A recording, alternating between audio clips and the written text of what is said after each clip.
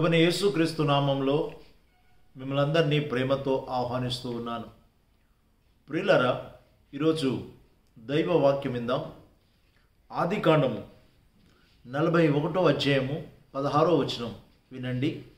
యోసేపు నా వలన కాదు, దేవుడే ఫరోకు క్షేమకరమైన ఉత్తరం ఇచ్చునని ఫరోతో చెప్పాను. ప్రియులారా, దేవునిలో విశ్వాసం ఉంచాం. మా భవిష్యత్తు ఏమిటి? ఈ కష్టాల నుండి, ఈ శ్రమల నుండి, ఈ బాధల నుండి, ఈ ఇబ్బందుల నుండి గట్టెక్కేది ఎలా అని ఆలోచించేవారు చాలామంది ఉన్నారు.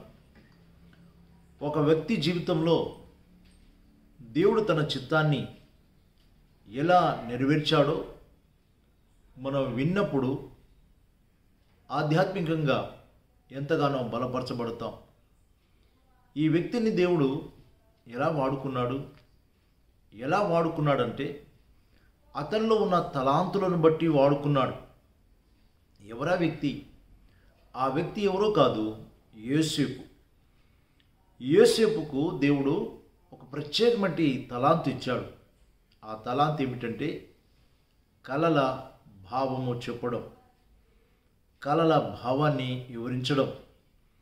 దేవుడు యోసేపు జీవితంలో ఇచ్చిన ఈ తలాంతు ఎన్నో రీతిలుగా యోసేపును దీవించింది, ఆశీర్వదించింది. భక్షకారుడు, పానదాయకుడు, పానదాయకుల అధిపతి, భక్షకారుల అధిపతి, వీరిద్దరు నాయకులు చేసిన నేరాన్ని బట్టి వారు జైలులో వేయబడతారు. అదే జైలులో యోసేపు ఉంటాడు. యోసేపు ఉన్నప్పుడు వీరిద్దరు కూడా కల కంటారు, మర్చిపోతారు. ఆ కళ వారిని భయంకాంతులుగా చేస్తూ ఉన్నప్పుడు వారు యోసేపుతో చెప్తారు, మాకు ఈ కళ వచ్చిందని. అప్పుడు ఆ కళ యొక్క భావాన్ని యోసేపు బయలుపరుస్తాడు. ఏమంటాడంటే, యోసేపు చెప్పిన మాట మనకందరికీ చాలా గొప్ప, అది ఆధ్యాత్మిక జీవితంలో ఎదగడానికి ఉపయోగపడుతుంది. ఏమన్నా అంటే, అది నా వలన కాదు, నేను నమ్మిన నా దేవుని ద్వారా సాధ్యమని దేవుణ్ణి చూపిస్తూ వచ్చాడు. కలల భావం చెప్పడం అనేది తన సొంత శక్తి, జ్ఞానం కాదు, అది దేవుని ద్వారానే సాధ్యమని యోసేపు గుర్తించి అదే దేవుణ్ణి వారికి తెలియపరుస్తూ వచ్చాడు. అనగా ఈ విషయంలో మనము గమనించవలసింది, దేవుణ్ణి మహిమపరిచాడు, దేవునికి మొదటి స్థానం ఇచ్చాడు. అది మనమైతే నా వల్ల అవుతుంది, నాకు ఆ జ్ఞానం ఉంది, నాకు ఆ సత్వం ఉంది, నేను ఏదైనా చెప్పగలను అని చెప్పగలం. కానీ యోసేపు అలా చెప్పలేదు. ప్రియులారా, దేవుడు యోసేపును ఎంతగానో హెచ్చించడానికి కారణము, యోసేపు దేవుణ్ణి ఎంతగానో హెచ్చిస్తూ వచ్చాడు, ఘనపరుస్తూ వచ్చాడు. అందుకోసమే దేవుడు యోసేపులో ఉన్న సుగుణాలను బట్టి, యోసేపులో ఉన్న ఆ దీనత్వాన్ని బట్టి ఐగుప్తు దేశానికి ప్రధానమంత్రిగా చేశాడు. అంటే దాని అర్థము యోసేపును అధికంగా హెచ్చించాడు. ఎవరైతే దేవుణ్ణి హెచ్చిస్తారో, ఎవరైతే దేవుణ్ణి ఘనపరుస్తారో అలాంటి బిడ్డలను దేవుడు ఎంతగానో హెచ్చిస్తాడు, ఘనపరుస్తాడు. యోసేపు జీవితంలో కీడును దేవుడు మేలుగా చేస్తూ వచ్చాడు. ఎంత గొప్ప అద్భుతం! దేవుడు సర్వశక్తిమంతుడు, కీడును మేలుకరంగా మార్చగలిగిన దేవుడు అనే విషయాన్ని ఎన్నడూ కూడా మనం మర్చిపోకుండా దేవుని స్తుతించాలని దేవుని లేఖనాల ద్వారా మనం తెలుసుకుంటున్నాం. ప్రియులారా, యోసేపు ఐగుప్తులో ఉన్నప్పుడు అతనికి 2 కుమారులు పుట్టారు. ఒకరు మనష్షై, ఇంకొకరు ఎఫ్రాయిం. ఈ 2 పేర్లు చాలా ఆత్మీయ అర్థాన్ని మనకు జ్ఞాపకం చేస్తూ ఉంటాయి. మనష్షై అంటే మర్చిపోవుట అని అర్థం. ఎఫ్రాయిం అంటే ఫలించుట లేక అభివృద్ధి చెందుట. ఎంత చక్కని పేర్లు! 2 కుమారుల యొక్క పేర్లు కూడా చాలా అర్థవంతంగా ఉన్నాయి. ఒక వ్యక్తి ఆత్మీయంగా ఫలించాలంటే గతంలో తనకు ఎదురైన అవమానాన్ని, నిందల్ని, శ్రమల్ని మర్చిపోవడం అనేది తప్పగా నేర్చుకోవాలి. బాధించిన వారిని క్షమించాలి.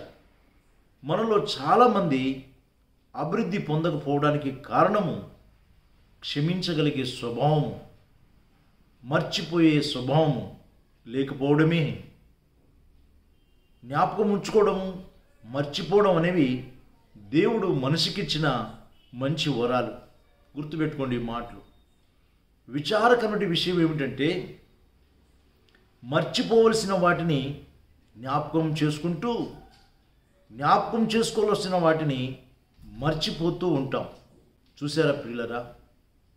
యోసేపు అన్నీ మర్చిపోయి దేవుణ్ణి మహిమపరిచాడు. అలాగే మన జీవితంలో కీడు చేసిన వారిని, మనల్ని హాని చేసిన వారిని, తృణీకరించిన వారిని, హేళన చేసిన వారిని, ఎగతాళి చేసిన వారిని క్షమించగలిగారు. అప్పుడే దేవుడు మహిమపరచబడతాడు, మనల్ని హెచ్చిస్తాడు.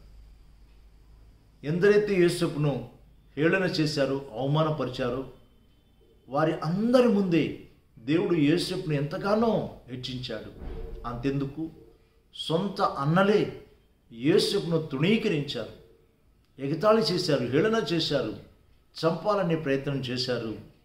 కానీ యోసేపు జీవితంలో ఎప్పుడు అలాంటి ఆలోచన రాలేదు. దేవుడు దేవుడు దేవుడు అనుకుంటూ చెప్పాడు. కాబట్టి నమ్మిన దేవుడు నమ్మిన వారిని అధికంగా హెచ్చిస్తాడు.